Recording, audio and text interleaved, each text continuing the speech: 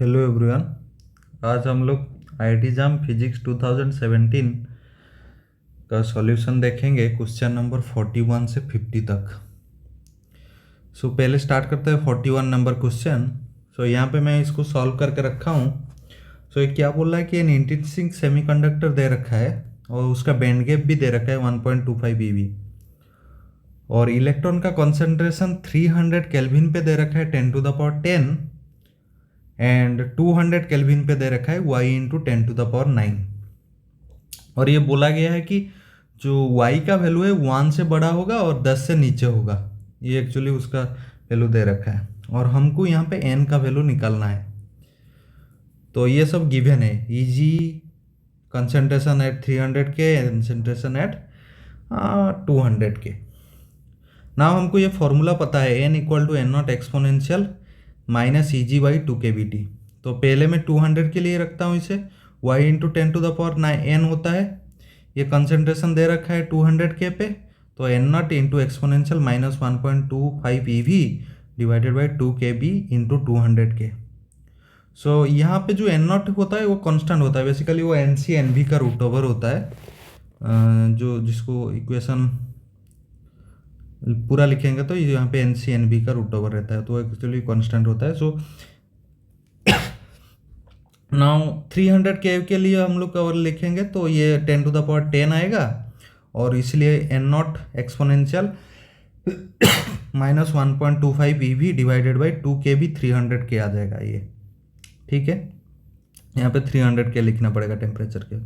1 divided by 2 कर देता हूँ मैं इक्वेशन को, तो exponentially 1.25 divided by 2kBt 1/300 minus 1/200। Actually इसको अगर लिखेंगे y into 10⁻n equal to 10⁻10 into exponential इतना आ जाएगा। अगर इसको सॉल्व करेंगे हम लोग, वो आ जाएगा 10⁻10 इंटू एक्सपोनेंशियल। यहाँ पे मैंने क्या किया है, ईवी को कन्वर्ट कर दिया है 1.6 इंटू 10⁻19 जूल, और यह केबी का वैल्यू डाल दिया हूँ 1.38 इंटू 10⁻23। अगर पूरा सॉल्व करके आपको मिल जाएगा इसका वैल्यू 6.03 इंटू 10⁻6, और या इसको अगर देखेंगे तो 6.03 इंटू 10⁻4। एन का वैल्यू यहाँ पे 4 आ रहा है बेसिकली, राइट। एन का वैल्यू यहाँ पे बेसिकली 4 आ जाएगा, और y का value obviously we are getting from greater than 1 and less than 10, right, that is 6.03। 4 हमारा आंसर हो जाएगा इसके लिए। चलते हैं दूसरा क्वेश्चन 42 में। तो 42 में क्या बोला गया कि particle of unit mass moving in A 1 dimensional potential. तो हमको पोटेंशियल दे रखा है, वो पोटेंशियल दे रखा है x² minus x⁴, right. The minimum mechanical energy in the same unit of Vx above which the motion of the particle cannot be bounded for any given initial condition।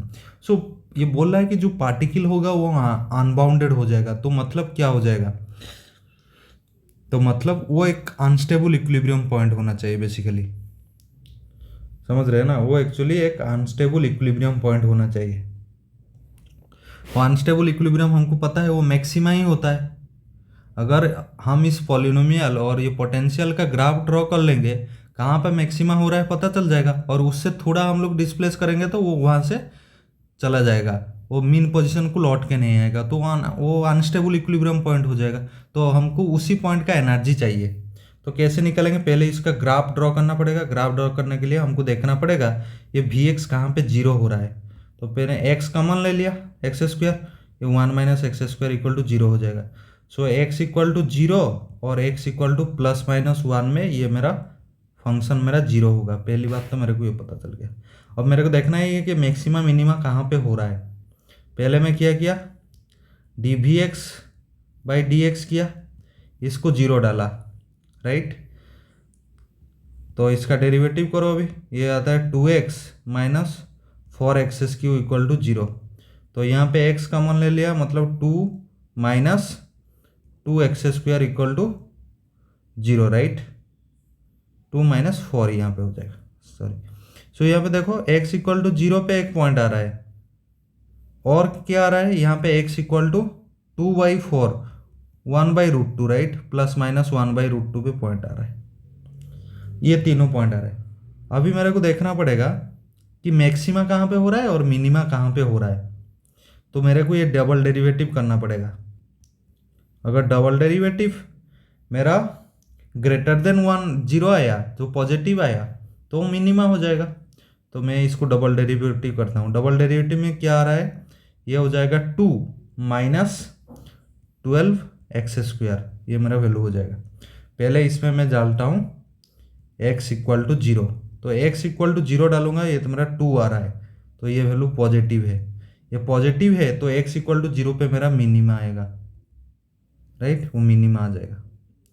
Now x=±1/√2 डालता हूँ, तो ये क्या हो जाएगा, +-1/√2 डालूंगा तो ये हो जाएगा 2 माइनस 12 इंटू 1/2। प्लस माइनस तो स्क्वायर कर देगा तो प्लस ही आएगा ना, तो ये मेरा हो जाएगा 6, 2 - 6 विल बी -4। ये मेरा नेगेटिव आ रहा है। अगर ये नेगेटिव आ रहा है, यहाँ पे मेरा क्या हो जाएगा, मैक्सिमा।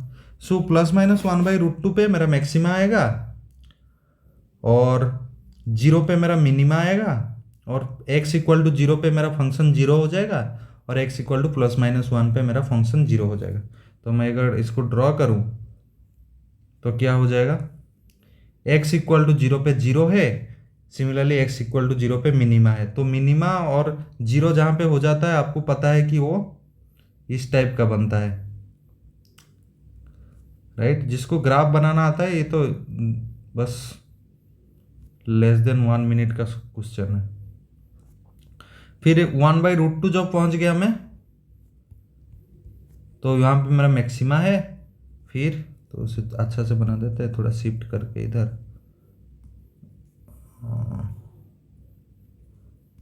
सो ये मेरा x=0, फिर ये जो मेरा मैक्सिमम है ये है 1/√2 पे है, फिर ये नीचे ऐसे आएगा। जैसे जैसे x का वैल्यू बढ़ता जाएगा ना 1/√2 से, अगर आप लोग देखेंगे ये 1 पे आके 0 हो जाएगा। ये मेरा 1 पे आके बन गया ये 0, राइट। सिमिलरली ये ऐसे जाएगा, ये 1 पे आके 0 हो जाएगा, राइट। ये 1 - 1/√2 है, राइट, राइट। ये एक्चुअली सेम ही रहेगा ना, ये दोनों सेम हाइट का रहेंगे दोनों, ठीक है, ऐसे रह जाएंगे, ठीक है। सो उसके बाद क्या हो जाएगा, ये आके नीचे चला जाएगा, ऐसे नीचे, और उससे ऐसे ही आएगा। थोड़ा गड़बड़ हो गया ग्राफ में, थोड़ा मैं बनाता हूँ इधर से ही अच्छे से। सो इसे ऐसे लेके ऐसे बनाया, फिर 1 पे आके ये ऐसे नीचे चला जाएगा, राइट, ऐसे नीचे चला जाएगा, राइट। तो अगर मैं पार्टिकल को इधर रख दूं, इसको भी शिफ्ट करना पड़ेगा, ग्राफ थोड़ा अच्छा से दिखना चाहिए ना। ये 0 हो गया मेरा, फिर भी ये नहीं बना अच्छे से, ये मेरा ये 0 हो जाएगा, राइट। ये मेरा Vx हो गया, ये मेरा x हो गया, ये बन गया, राइट। सो अभी 1/√2 पे मैक्सिमा है, तो मैं इधर पार्टिकल को अगर रख दूँ, तो थोड़ा सा भी डिस्प्लेस दूँ इस साइड, तो क्या हो जाएगा, ये बाहर ही चला जाएगा, राइट। मेरा अनस्टेबल इक्विलिब्रियम पॉइंट है। ये जो पॉइंट x=0 पे है, ये मेरा स्टेबल इक्विलिब्रियम पॉइंट है, ठीक है। तो मेरे को निकालना है इसका एनर्जी कितना है, तो बस डाल दो 1/√2, x=1/√2 डाल दो इस Vx में, और -1/√2 डाल दो Vx में। ये जो एनर्जी है, ये वाला एनर्जी मेरे को यही फाइंड करना है। तो Vx का वैल्यू x=1/√2 में कितना हो जाएगा, x=1/√2 और +-1/√2 का वैल्यू कितना हो जाएगा मेरा, 1/√2 का होल स्क्वायर -1/√2 का 4। सो 1/2 - 1/4 दैट इज इक्वल टू 1/4, समझ गए ना। सो 1/4 इक्वल टू 0.25। सो इसका आंसर मेरा क्या हो जाएगा, 0.25, राइट। उसको मेरे को वही एनर्जी चाहिए जिसके वजह से पार्टिकल अनबाउंड हो जाए। ये जो एनर्जी मेरे को चाहिए, minimum mechanical energy, right. Above which the motion of the particle can not be bounded. तो ये जो एनर्जी है, इससे ज़्यादा थोड़ा एनर्जी दे दूंगा तो ये बाहर चला जाएगा, राइट। और कभी लौट के ये position x equal to 0 position में नहीं आएगा, तो अनबाउंडेड हो गया। तो मेरा आंसर हो जाएगा 0.25, 0.25, राइट। ये मेरा आंसर हो गया। अभी क्वेश्चन नंबर 43 में चलते हैं। सो यहाँ पे दे रखा है coaxial cable of radius of inner conductor is 2 mm and the outer one is 5 mm। सो 2 दे रखा है केबल, और उसका रेडियस भी दे रखा है।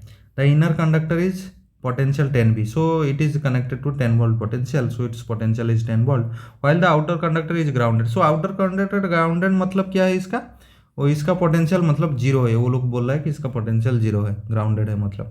The value of potential at a distance 3.5 centimetre from the axis. So ये आपका हो गया 2 mm, और यहाँ से जैसे 3.5 सेंटीमीटर में हमको माइलना पोटेंशियल निकालना है, भी निकालना है कितना होगा। सो ये एक्चुअली एक बाउंड्री वैल्यू प्रॉब्लम है। अगर आपको पता होगा कि फॉर सिलेंडर के लिए हम लोग कैसे लिखते हैं, मैं बस यहाँ पे बोल रहा हूँ। सो मान लीजिए मैं लाप्लास इक्वेशन से इसको सॉल्व कर रहा हूँ, del square phi equal to 0। Sir because इस रीजन में जहाँ पे मैं पोटेंशियल लिखूंगा उस रीजन में कोई चार्ज नहीं, so del square phi equal to 0 में लिखूंगा। एंड जो सिलेंडरिकल सरफेस तूने लिया है तो वहाँ पे पोटेंशियल जेड के साथ वेरी नहीं कर रहा है और फाई के साथ भी वेरी नहीं कर रहा है। जो भी वेरी कर रहा है उसका रेडियस के साथ वेरी कर रहा है, और रेडियस हम लोग लिखते हैं आपको पता होगा कि वो रॉ से लिखते हैं ना in cylindrical coordinate. So del square you know ना, दिस इज भी 1/ρ d/d ρ इंटू रॉ d/d ρ। यहाँ पे आपका फाई हो जाएगा potential, right. Del square phi को हम लोग ऐसे लिखते हैं, ये 0 हो जाएगा। अगर आप इसको सॉल्व करेंगे तो आपका आ जाएगा फाई इक्वल टू, एक बार इंटीग्रेशन करेंगे तो ये तो पहले तो रो जाके 0 हो जाएगा। सो सेकेंड बार पहले बार इंटीग्रेशन करेंगे तो इसका फाई आपका आ जाएगा कितना, C1/C, मैंने डायरेक्टली लिख रहा हूँ और यहाँ पे लिख रहा हूँ तो सो पहले d5/d ρ मैं लिख देता हूँ पूरा, d5/d ρ अगर लिखूंगा सो ये मेरा आ जाएगा C1/ρ, राइट। और इसको इंटीग्रेशन करूँगा तो फाइव मेरा आ जाएगा C1 ln ρ प्लस C2, यही मेरा आ जाएगा, राइट। ये मेरा बाउंड्री कंडीशन है। बाउंड्री कंडीशन अप्लाई करके मैं पोटेंशियल का वैल्यू निकाला, राइट। अब मेरे को सॉल्व करना है बाहर के लिए, राइट। जो मैं इसको क्या करूँगा कि जैसे ही पहले मैं लिख लेता हूँ यहाँ पे। सो R1 मान लीजिए दे रखा है आपको 2 × 10⁻⁻3, राइट। R2 दे रखा है आपको 5 × 10⁻⁻3 मीटर में कन्वर्ट कर दिया मैं इसको, right.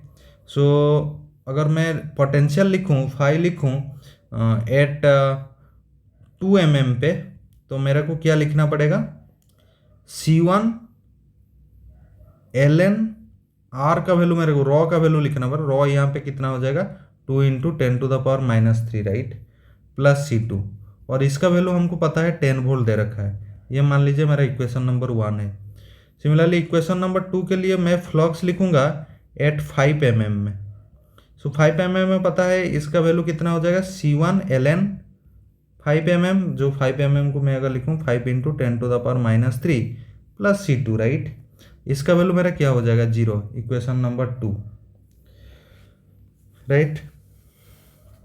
So from equation number 2 if you see I can say that C1 ln 5 × 10⁻³ is equal to minus of C2.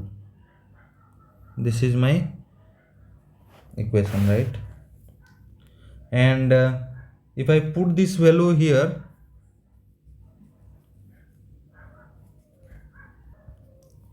if I put this value in equation number 1, so यहाँ पे क्या हो जाएगा मेरा 10 equal to C1 ln 2 × 10⁻³ minus of C1 ln 5 × 10⁻³, ये हो जाएगा, right.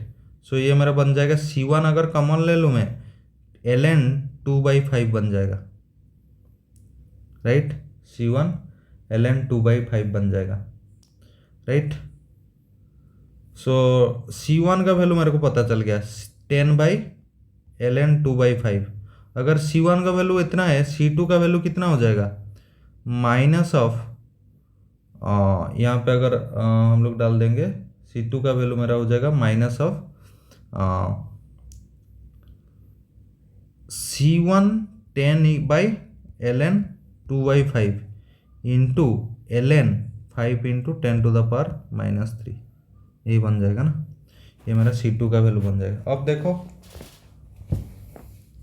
Same thing हमको करना है, यहाँ पे हमको पोटेंशियल निकालना है फाई एट 3.5 mm पे। तो मेरे को लिखना है C1 ln 3.5 into 10⁻³ plus C2, right. अब C1 का वैल्यू और C2 का वैल्यू डाल दो। सो C2 इक्वल टू मेरे को पता है कितना, -C1 ln 10 इंटू 10⁻³, राइट। सो मैं यहाँ पे लिख देता हूँ। तो C1 का वैल्यू मैं लिखता हूँ 10/ln 2/5 into ln 3.5 into 10⁻³ right. So ये तरह हो जाएगा 3.5 इंटू 10⁻³ प्लस C2 का वैल्यू मेरे को पता है, ये हो जाएगा मेरा माइनस, राइट। सो प्लस नहीं होगा, यहाँ पे माइनस हो जाएगा, माइनस यहाँ पे हो जाएगा 10 divided by ln 2/5, 10 divided by ln 2/5 ln 5 into 10⁻³ ये बन जाएगा। सो अभी देखो ये 10/ln 2/5 मैं कॉमन ले सकता हूँ और यहाँ पे आ जाएगा ln 3/5 अगेन। अगर इसको आप लोग सॉल्व करेंगे तो इसका वैल्यू आ जाएगा 10 इंटू 0.3881, तो ये आ जाएगा आपका 3.881। ये दे रखा है कि आफ्टर 2 डेसिमल प्लेस, सो इसको लिख सकते हैं हम लोग ओनली 3.88, राइट। सो आपका आंसर हो जाएगा, ये आपका आंसर हो जाएगा 3.88, ये आपका आंसर हो जाएगा। ओके, अभी चलते हैं क्वेश्चन नंबर 4। एक्चुअली यहाँ पे क्या हो रहा है कि बाउंड्री कंडीशन, ये जो कंडीशन है बाउंड्री कंडीशन, ये एक्चुअली इंपॉर्टेंट है, उसी की यूज करके हम लोग सारा कुछ निकालेंगे, राइट। तो चलते हैं 44 में। सो नाउ 44 क्या बोला है, a sand fallen a conveyor belt at a rate of 1.5 kg/s. If the belt is moving with constant speed of 7 m/s, the power needed to keep the conveyor belt is running. So मान लीजिए ये आपका belt है और यहाँ पे आपका मास fall हो रहा है, right, rate of mass fall हो रहा है, राइट। एंड ये जो बेल्ट है ये एक्चुअली मूव कर रहा है 7 m/s, ये कांस्टेंट है बेसिकली, राइट। सो हमको निकालना है पावर। सो पावर हमको पता है कि क्या होता है, power can be written as FV, right. हम लोग डायरेक्ट लिख सकते हैं FV equal to power. So मेरे को पहले फोर्स निकालना है। सो फोर्स में हमको पता है कि ये dP/dt होता है, तो d/dt mv होता है, राइट। सो अगर इसको मैं लिखूँ mdV/dt प्लस v dm/dt, सो ये तो मेरा जीरो हो जाएगा ऑब्वियसली, राइट। dV/dt मेरा जीरो हो जाएगा क्योंकि ये कांस्टेंट दे रखा है, राइट, 7 m/s।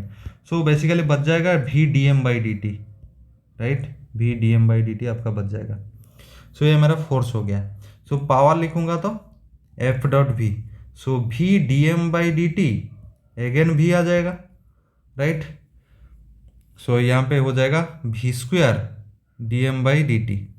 सो v का वैल्यू मेरा कितना हो जाएगा 7² इंटू dm/dt मेरा 1.5 दे रखा है, राइट। सो अगर इसे सॉल्व करूँगा तो मेरा आएगा 73.5, right, in the watt, right. So this should be watt 73.5। So आपका आंसर हो जाएगा यहाँ पे 73.5, राइट। तो क्वेश्चन नंबर 45 पे चलते हैं। सो ये क्वांटम मैकेनिक्स का क्वेश्चन है, 3 डायमेंशनल बॉक्स का दे रखा है और एनर्जी इसका दे रखा है। So energy in 3 dimensional box हमको पता है ये nx² plus ny² plus nz²। अगर ये लेंथ सेम है, साइड क्यूबिक साइड क्यूब दे रखा है ना, सबका साइड सेम ही है, तो ये हो जाएगा pi square H cut square by 2m a square, ये बन जाएगा आपका एनर्जी। और इसका वैल्यू यहाँ पे दे रखा है 14 into h cut square pi square by 2m a square, right. So ये तो कैंसिल हो जाएगा इधर। सो 14 का वैल्यू मेरा आ जाएगा nx² plus ny² plus nz², right. तो मेरे को देखना पड़ेगा nx ny nz का वैल्यू क्या होगा। अगर मैं इसको 1 ले लूँगा, 1² प्लस 2² प्लस 3², ये हो जाएगा 1 प्लस 4 5 9 14, राइट। सो मेरा nx ny एंड nz मैं अगर देखूंगा तो 1 2 3 ले सकता हूँ, 1 3 2 ले सकता हूँ, देन 2 3 1 लिख सकता हूँ, 2 1 3 लिख सकता हूँ, 1 3 2 लिख सकता हूँ, 3 2 1 लिख सकता हूँ। तो कितना बन गया, 1 2 3 4 5 6। सो डिजेनरेसी मेरा 6 आ रहा है। सो ये मैं लिख सकता हूँ, इधर डिजेनरेसी मेरा 6 आ गया, वो डिजेनरेसी पूछा है, डिजेनरेसी 6 आ जाएगा, राइट। ओके, अभी चलते हैं क्वेश्चन नंबर 46 में। यहाँ पे एक्चुअली इंसिडेंट वेव का दे रखा है, के जो दे रखा है वो दे रखा है 20 पाई प्लस 750 आई, राइट, सेंटीमीटर इनवर्स, राइट। ये मेरा के दे रखा है। ये जो के होता है हमको पता है इन कंडक्टर में ये एक्चुअली के रियल पार्ट भी रहता है और के आई इंटू के इमेजिनरी पार्ट भी रहता है। और स्किन डेप्थ जो लिखते हैं डेल्टा हम लोग, वो बेसिकली 1/ki होता है। तो यहाँ पे हम लोग देखेंगे तो ये कितना बन जाएगा, 1/ki जो है इमेजिनरी पार्ट है, ये हो जाएगा 75, राइट, सेंटीमीटर इनवर्स। तो ये हो जाएगा 1/75 सेंटीमीटर, राइट। सो ये जो मेरा हो जाएगा 1/75, ये हो जाएगा मेरा 0.00133 मीटर, राइट। ये एक्चुअली सॉरी मीटर में दे रखा है ना, ये मेरा मीटर में दे रखा, ये तरह मीटर हो जाएगा, देन ये मीटर हो जाएगा। तो क्वेश्चन में बोला है कि electromagnetic incident on this one the in the metal I the skin depth wave in the metal is, right. So you specify the answer in millimeter, right. So if we write millimeter, then this can be written as 1.333 into 10 to the power minus 3 meter. So this will be 1.33 mm, right. So your answer will be 1.33 because it is telling 2 digit, so that's why I have taken 1.33, right. Next question में चलते हैं 47 में। तो यहाँ पे Carnot engine दे रखा है, वो ऑपरेट हो रहा है 600 केल्विन एंड 400 केल्विन में। और ये बोला है कि the engine performs 1000 joule of work per cycle, the heat in joule extracted per cycle from the high temperature reservoir is. Okay, ये क्या बोला है कि जैसे मेरा एक रिजर्वर है वो 600 केल्विन पे है और मेरा यहाँ पे हीट इंजन है और यहाँ पे मेरा जो सिंक है वो 400 केल्विन पे है और यहाँ पे कुछ वर्क वो दे रहा है, दैट इज 1000 जूल वर्क दे रहा है। अब हमको पूछा है कि the heat in joule extracted per cycle from the high temperature reservoir. So ये हाई टेम्परेचर रिजर्वर 600 है, सो यहाँ पे Q1 वो लेता है हीट, राइट। तो वो मेरे को निकालना है कितना, कि क्या करूँगा मैं, Q1 का वैल्यू मेरे को पूछा रखा है। सो मैं एफिशिएंसी पहले निकाल दूंगा, जो 1 माइनस T2/T1 होता है 400 divided by 600, 1 minus 4/6, right. So efficiency मेरा एक सिंपली आ जाएगा 6 माइनस 1, 6 माइनस 4 विल बी तेरा 2/6 आ जाएगा, तो ये 1/3 आ जाएगा, राइट। सॉरी, ये 2/3 हो जाएगा। सो 1/4/6 ना, 1 माइनस 4/6, तो ये मेरा हो जाएगा 1 माइनस 2/3, राइट। सो 1 माइनस 2/3, तो ये 1/3 मेरा एफिशिएंसी बन जाएगा। अगर एफिशिएंसी मेरे को पता चल गया तो एफिशिएंसी का अदर एक फॉर्मूला होता है मेरा 1 minus Q2/Q1 also, right, 1 minus Q2/Q1। सो ये 1/3 equal to 1 minus Q2/Q1। So Q2/Q1 का वैल्यू मेरा आ जाएगा 1 माइनस 1/3, दैट इज 2/3, ये मेरा बन जाएगा। सो Q2 का वैल्यू मैं लिख सकता हूँ, सो Q1 इंटू 2/3, राइट। Q2 का वैल्यू मेरा इतना है। सो वर्क डन का वैल्यू दे रखे हैं ये लोग 1000 जूल, और यहाँ का वैल्यू हो जाएगा Q2 minus one Q1। Work done का वैल्यू हो जाएगा higher temperature, higher Q1 minus Q2 यहाँ पे हो जाएगा। सो यहाँ पे हो जाएगा Q1 माइनस Q2, बिकॉज ये हम लोग ले रखे हैं ये Q1 ना, तो वर्क डन का वैल्यू Q1 माइनस Q2 हो जाएगा। So 1000 joule is equal to Q1 minus Q2 का वैल्यू हम लोग Q1 फॉर्म में लिख लिए ना, सो Q1 इंटू 2/3। सो अगेन ये बन जा रहा है मेरा 1/3, राइट। सो ये बन जाएगा Q1/3। सो Q1 का वैल्यू ओरिजिनली आ जाएगा 3000 जूल, राइट। सो ये मेरा आंसर हो जाएगा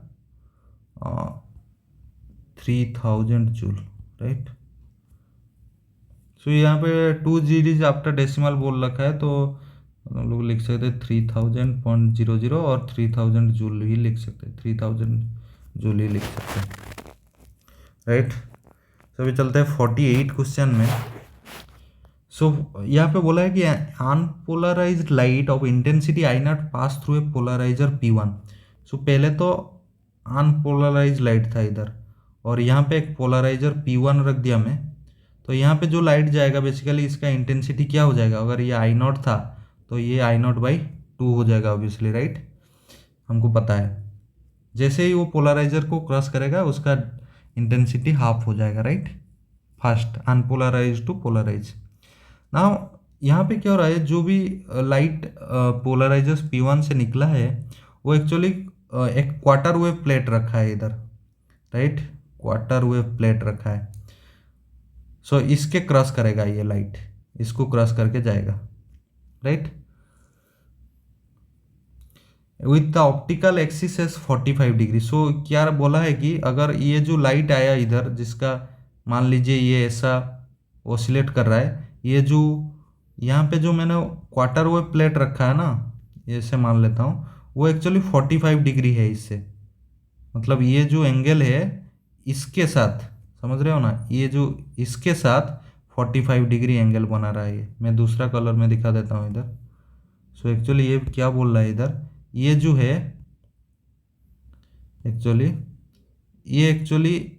ये मेरा इसका ऑसिलेशन हो रहा है ऐसा, ये लाइट, और इसके साथ ये 45 डिग्री एंगल बना रहा है, समझ रहे हो। तो वो जब बाहर निकलेगा एक्चुअली क्या होगा, उसका बस फेज डिफरेंस ही कुछ दिखाई देता है। Quarter wave plate and half wave plate वो कुछ नहीं करता है, इंटेंसिटी के ऊपर कुछ ही फर्क नहीं पड़ता है जब वो लाइट क्वार्टर वेव और हाफ वेव प्लेट को क्रॉस करता है, और कुछ उसका फेज डिफरेंस आता है बस, और कुछ नहीं होता है, इंटेंसिटी में कोई कुछ नहीं होता है। तो इंटेंसिटी तो वही रह जाएगा I0/2। अब क्या बोल रहा है, वो जब लाइट आया इधर से वो दूसरा पोलराइजर्स को क्रॉस कर रहा है, दैट इज P2 है, ये मेरा P2 है।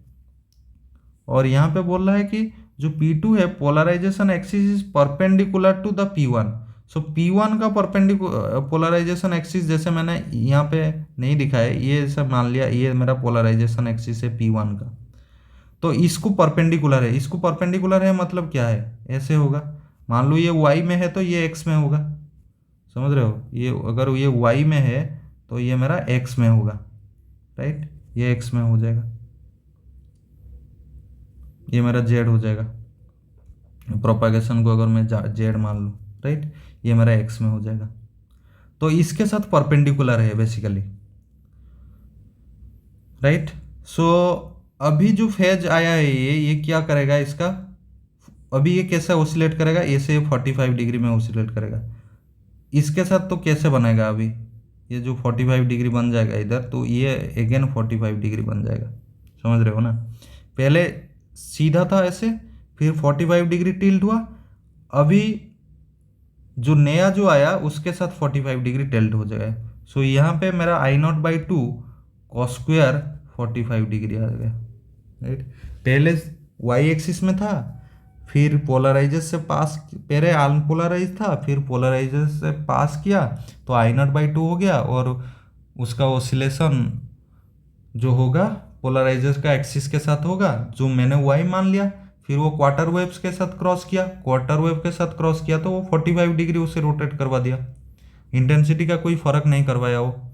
फिर वो पोलराइजर के पास जब गया, पोलराइजर ने सिंपली क्या किया, जो पहला वाला पोलराइजर है P1 के साथ P2 90 डिग्री एंगल पे रह रहा है। अभी तो ये 45 डिग्री बन गया हो, तो 45 डिग्री अगेन झुक गया इसके साथ, तो एंगल जो बन गया 45 डिग्री बन गया। So I naught cos square by two, so I naught by two cos square 45 degree को 1/2, सो ये हो गया I naught by 4, right. So ये तेरा आई हो गया। सो यहाँ पे आई नॉट बाई आई, वो लोग पूछ रहा है आई नॉट बाई आई कितना होगा। सो I naught by I simply 4 बन जाएगा ना, ये तरह 4 हो जाएगा। यहाँ पे मैंने देखा रखा डिफरेंट, मैंने मान लिया इसको, मान लो तुम लोग ये जेड का है और मान लो ये वाई का है और ये जो है एक्स का है। अभी पता चल जाएगा कैसे हो रहा है, राइट, क्लियर। ये आई नॉट बाई इक्वल टू 4 आ जाएगा। नेक्स्ट चलते हैं 49। सो 49 में बोला है an anti reflection film coating of thickness, तो थिकनेस दे रखा है 0.1 माइक्रोमीटर का, is deposited on a glass plate of normal incidence of the light of wavelength lambda दे रखा है मेरे को 0.5 माइक्रोमीटर। What should be the refractive index of the film. तो ये तो बन गया ना हमारा थिन फिल्म वाला, थिन फिल्म का केस बन गया। नॉर्मल इंसिडेंट हो रहा है, एंगल के लिए हमको पता है ना ये क्या होता है, ये एंगल के लिए होता है 2 mu t cos r plus lambda by 2 equal to हमारा एन लैम्डा, ये कंस्ट्रक्टिव के लिए होता है। तो मान लेते हैं पहले ऑर्डर के लिए, सो पहले ऑर्डर के एन इक्वल टू मेरे को डालना पड़ेगा 1, सो ये मेरा हो जाएगा 2 mu t cos r equal to lambda by 2 और एन इक्वल टू 1 ना, यहाँ पर लिख देता हूँ एन इक्वल टू 1। सो यहाँ पे आर इक्वल टू कितना हो जाएगा 0 डिग्री, राइट, क्योंकि ये डायरेक्टली फॉल हो रहा है, राइट, ये नॉर्मली इंसिडेंट हो रहा है। सो आर का वैल्यू मेरा बेसिकली 0 हो जाएगा। बेसिकली मैं ऐसा ही लेता हूँ ना, ये मेरा थिन फिल्म है और लाइट ऐसा फॉल कर रहा है, इसके नॉर्मल के साथ ये मेरा जो होता है आर होता है, राइट। सो ये मैं लेता हूँ, ओके। सो इतना मेरा आ जाएगा। सो यहाँ पे आर का वैल्यू मेरा 0 आ जाएगा क्योंकि नॉर्मली इंसिडेंट कर रहा है ये। सो मेरा 2 mu t equal to lambda by 2। So t का वैल्यू, और ये लोग क्या पूछा है, मेरा थिकनेस दे रखे है ना ये लोग, मेरे को पूछा है म्यू का वैल्यू पूछा है। सो लैम्डा बाई 40। सो लैम्डा का वैल्यू हमें पता है 0.5 माइक्रोमीटर एंड 4 इंटू थिकनेस का वैल्यू पता है 0.1 इंटू 10⁻³ माइक्रो ना। सो 0.5 इंटू 10⁻⁶ डिवाइडेड बाई 4 इंटू, ये भी माइक्रोमीटर में दे रखा है, सॉरी ये भी मेरा माइक्रोमीटर में ही दे रखा है। तो ये 10⁻⁶ हो जाएगा, okay. 4 into 0.1 into 10⁻⁶। So -6 cancel out and 0.1 and 0.5 by 5/4, तो 5/4 बन गया, तो ये क्या हो जाएगा 1.25 ना, ये मेरा 1.25 बन जाएगा। सो इसका आंसर हो जाएगा 1.25, राइट, 1.25 इसका आंसर है, यहाँ पे लिख देता हूँ, राइट,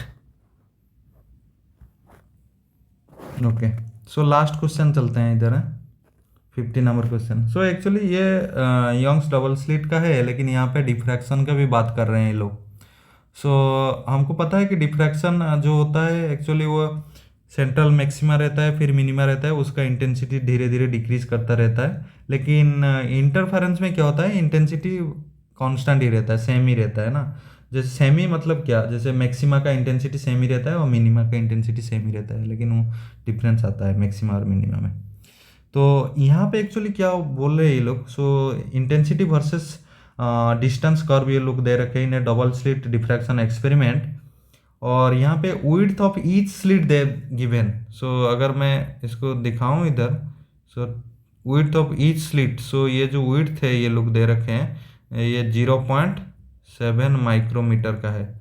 मैं इसको मान लेता हूँ ये जो b equal to this much है। What is the separation between 2 slit in the micrometre. So ये लोग पूछ रहे हैं कि ये जो डिस्टेंस है वो कितना रहेगा, ये डिस्टेंस कितना रहेगा वही मेरे को देखना है, राइट। डी इक्वल टू कितना बन जाएगा मेरे को देखना है। तो कैसे करूँगा मैं? तो पहली बात तो मेरे को ये जो कर्व दे रखा है इस कर्व के बारे में मेरे को पता होना चाहिए। जैसे कि यहाँ पे इंटेंसिटी मेरा बहुत लो बन रहा है, राइट। तो इसका मतलब क्या हो रहा है, जो maxima of that interference pattern match हो रहा है minima of the diffraction pattern there. जैसे ये जो होता है, ये जो एनवेलप मैं अभी बनाऊंगा आपको पता भी होगा, ये एक्चुअली डिफ्रैक्शन का एनवेलप हुआ है। ये जो एनवेलप मैं बनाऊंगा ऐसे आएगा, फिर ऐसे करके जाएगा, वो डिफ्रैक्शन का एनवेलप है। यहाँ पे नहीं दे रखा है ये, सो ये आएगा ऐसे ऐसे करके, ऐसे आके जीरो बन के फिर उठ जाएगा। सो एक्चुअली हमारा है डिफ्रैक्शन का एनवेलप। और ये जो बीच में देख रहे हैं ये हमारा डिफ्रैक्शन एंड इंटरफेरेंस का मिलके जो वेव जो बना है, ये जो स्ट्रक्चर ये जो ऐसा बना है ना, ये वाला, ये डिफ्रैक्शन और इंटरफेरेंस दोनों का मिला के बना है। तो ऐसे में दिखाऊं तो आपको, जैसे मान लीजिए ये हमारा ये है, तो मैं पहले ड्रा करता हूं मैं इंटरफेरेंस के लिए। सो इंटरफेरेंस के लिए क्या होगा, मेरा सेंट्रल मैक्सिमा आएगा, ये मेरा मैक्सिमा आएगा, फिर मेरा मैक्सिमा आएगा, फिर मेरा मैक्सिमा सब जगह ऐसा ऐसा आएगा, ये हमको पता है, राइट। अगर जैसे मैं डिफ्रैक्शन के लिए ड्रॉ करूं, डिफ्रैक्शन क्या बना देगा इसे, जैसे ये मैक्सिमा है ना, सो ऐसे धीरे धीरे धीरे धीरे वो डिक्रीज करेगा डिक्रीज करेगा डिक्रीज करेगा डिक्रीज करेगा, ऐसे ऐसे ऐसे करके जाएगा ये। सिमिलरली इस साइड में ये ऐसे धीरे धीरे धीरे धीरे डिक्रीज करेगा डिक्रीज करेगा डिक्रीज करेगा, ऐसे करके ऐसे करके जाएगा, समझ रहे। तो वो एक एनवलप, अगर दोनों को मिला दूं मैं अभी, अगर मैं दोनों को मिला दूं अभी, वो कैसे बनेगा देखिए, इधर तो मेरा मैक्सिमा बन जाएगा, फिर दूर जाऊंगा तो धीरे धीरे घटेगा, फिर घटेगा, फिर घटेगा, क्योंकि वो मिला हुआ आ रहा है ना, फिर घटेगा, ऐसे करके जाएगा, ये जाएगा ऐसे, राइट। और यहाँ पे जो यहाँ का मैक्सिमा और इसका मिनिमा ना, यहाँ पे वो बहुत मिनिमम हो जाएगा, वही वैल्यू ये यहाँ पे दिखा रहा है। ये लोग ये जो दिखाया ना, ये जो मिनिमा बन गया है इधर, सॉरी, ये जो मिनिमा इधर बन गया है ना ये वाला, वो एक्चुअली किसके वजह से बना है, तो मैक्सिमा ऑफ द आपका जो maxima of the interference and minima of the diffraction बन बैठ गया है उधर, तो वो बन गया है। और मेरे को काउंट करना है बस, ये कहाँ का है और पोजीशन किसका है, इसका ऑर्डर क्या है, तो मैं इजीली कैलकुलेट कर सकता हूँ। तो देखो इधर मैं काउंट करूँगा, मेरे सेंट्रल मैक्सिमा को तो छोड़ ही दूंगा, ये मेरा 1 है, ये 2 है, ये 3 है, ये 4 है, ये 5 है। तो फिफ्थ ऑर्डर जो मैक्सिमा है मेरा मिक्सिंग है, बेसिकली इंटरफेरेंस का फिफ्थ ऑर्डर मैक्सिमा मेरा मिसिंग है, समझ रहे हो ना। इंटरफेरेंस का फिफ्थ ऑर्डर मैक्सिमा मिसिंग है, ये वाला थिंग, ये वाला थिंग, यहाँ पे इंटरफेरेंस का फिफ्थ ऑर्डर मैक्सिमा मेरा मिसिंग है, राइट। तो मैं क्या लिख दूंगा सिंपली, अगर फिफ्थ ऑर्डर मैक्सिमा मेरे को चाहिए तो मेरे को पता है d sine theta equal to n lambda. So ये हम लिख दूंगा d sine theta equal to n lambda, n बन गया यहाँ पे 5 लामडा। सो साइन थीटा का वैल्यू मेरे को पता चल गया यहाँ पे 5 लामडा बाई डी होगा, ये डी जो है पता चल गया ना। लेकिन आपको पता है कि ये जो मिनिमा है ना इधर, डिफ्रैक्शन की वजह से जो मिनिमा बना है वो तो पहला मिनिमा है डिफ्रैक्शन का, क्योंकि डिफ्रैक्शन का कर्व ऐसा है ना, ये पहला ऐसा है, फिर वो थोड़ा ऊपर जाएगा, फिर ये जाके धीरे धीरे डिफ्रैक्शन का आपका इंटेंसिटी घटता रहेगा और उसका विड्थ भी घटता रहेगा, इंटेंसिटी भी घटता रहेगा और विड्थ भी घटता रहेगा डिफ्रैक्शन का, राइट। ये अप्रोप्रिएट ग्राफ नहीं है, मैं बस समझाने के लिए बता दे रहा हूँ। इंटेंसिटी भी घटता रहेगा और आपका width of the fringe also भी घटता रहेगा। ये तो मेरा पहला मिनिमा हो गया डिफ्रैक्शन का, यहाँ पे ये जो पोजीशन है ये मेरा पहला मिनिमा ऑफ द डिफ्रैक्शन। सो पहला मिनिमा ऑफ डिफ्रैक्शन बोले तो मेरा कैसा हो जाएगा, इक्वेशन आपको पता है, पहला मिनिमा ऑफ द डिफ्रैक्शन हम लोग लिखते हैं a/2 sine theta equal to λ/2, right. और यहाँ पे b जो दे रखा है हम लोग b ले लेते हैं, b/2 sign theta equal to λ/, ये आपका कंडीशन होता है ना पहला मिनिमा का। सो साइन थीटा का वैल्यू यहाँ पे आ जाएगा λ/b, clear, λ/b। So equation 1 इसे मान लो, इक्वेशन 2 इसे मान लो और सॉल्व भी कर लो। 5 λ/d equal to λ/b, lambda lambda get cancel out. So आपका आ जाएगा, हमको चाहिए क्या, डी ही चाहिए ना, डी चाहिए तो 5b आ जाएगा ये। सो 5 इंटू बी का वैल्यू है 0.7 माइक्रोमीटर, राइट। सो ये आ जाएगा 3.5 माइक्रोमीटर। सो आंसर आपका हो जाएगा डी का वैल्यू 3.5 माइक्रोमीटर का, राइट। और you can write 3.50 micrometre, whatever you want to write, right, this will be. So 50 number तक हम लोग सॉल्व कर लिए, और जो रहा और 10 क्वेश्चन है 51 से 60 हम लोग नेक्स्ट वीडियो में अपलोड कर देंगे। Okay, thank you.